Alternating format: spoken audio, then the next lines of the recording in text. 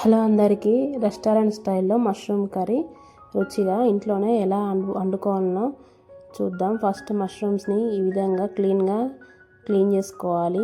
ఈ విధంగా కొంచెం పైన లేయర్ వట్టిగానే వస్తుంది. పైన లేయర్ అంతా ఉడేటట్టుగా ఇలా రుద్దుకుంటూ కడగాలి మష్రూమ్ని. ఈ విధంగా క్లీన్ కావాలి, మంచిగా నీట్గా. ఈ విధంగా మష్రూమ్స్ మొత్తం క్లీన్ చేసుకోవాలి. తర్వాత మష్రూమ్స్ని ఈ విధంగా కట్ చేసుకోవాలి, టమాటాను కూడా. తర్వాత ఆయిల్ హీట్ అయ్యాక స్పైసెస్ అన్నీ వేసుకోవాలి. వేసుకొని వేయించుకున్నాక ఉల్లిపాయ ముక్కలు వేసుకొని వేయించుకోవాలి. తర్వాత పచ్చిమిర్చి వేసుకొని వేయించుకోవాలి.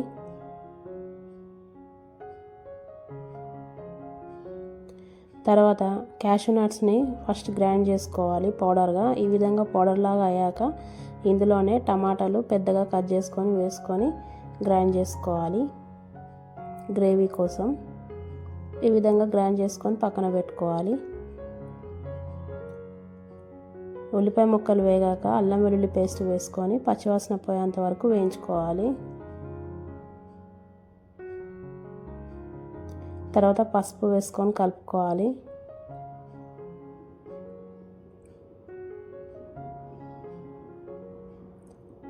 తర్వాత కట్ చేసి పెట్టుకున్న మష్రూమ్స్ను వేసుకొని కలుపుకోవాలి. ఈ మష్రూమ్స్ కొంచెం మగ్గేదాకా ఉడికించుకోవాలి. ఈ విధంగా మగ్గిపోవాలి కొంచెం. ఈ విధంగా మగ్గాక ఇందాక పట్టి పెట్టుకున్న క్యాషూ నట్ టమాటా పేస్ట్ వేసుకోవాలి. అందులోనే కొంచెం నీళ్లు పోసుకొని కలుపుకోవాలి.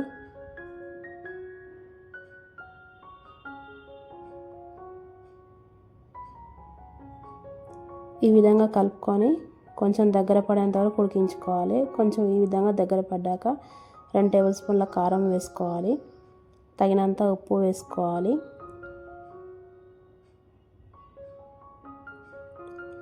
తర్వాత కొంచెం మసాలా పొడి వేసుకోవాలి. తర్వాత వేయించిన ధనియాల పొడి వేసుకొని కలుపుకోవాలి.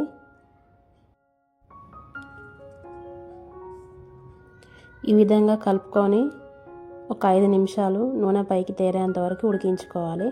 తర్వాత ఇందులో కొత్తిమీర వేసుకొని కలుపుకొని ఒక 5 నిమిషాలు ఉంచేసి నూనె పైకి తేలాక స్టవ్ ఆఫ్ చేసుకోవడమే. ఈ విధంగా నూనె పైకి తేలేదాకా ఉడికించుకోవాలి. అంతే, ఎంతో సింపుల్గా రెస్టారెంట్ స్టైల్లో మష్రూమ్ కర్రీ తయారైపోయింది. స్టవ్ ఆఫ్ చేసేసుకొని వేడివేడిగా చపాతీలోకి కానీ బటర్ నాన్ కానీ రైస్లోకి కానీ తింటే చాలా టేస్టీగా ఉంటుంది. అచ్చం రెస్టారెంట్లో తిన్న విధంగానే ఉంటుంది రుచి.